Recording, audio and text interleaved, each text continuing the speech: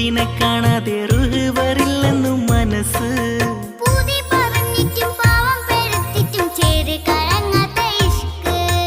അകമിലും അറിവിലും മത് ഒഴുകുമ്പോൾ അർശിനെ തേടിയും തിരഞ്ഞിറങ്ങുന്നു. കൊതിച്ചു കൊതിച്ചു മുത്തിന്റെ ഇഷ്ടം തിരഞ്ഞിറങ്ങുന്നു, വേദ പറയുന്നു.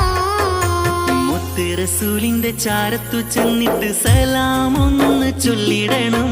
മുത്ത് ഹബീബിന്റെ സവിധത്തിൽ വന്നിട്ട് സങ്കടം എണ്ണി പറഞ്ഞിടണം. എൻ സങ്കടമെല്ലാം പറഞ്ഞിടണം.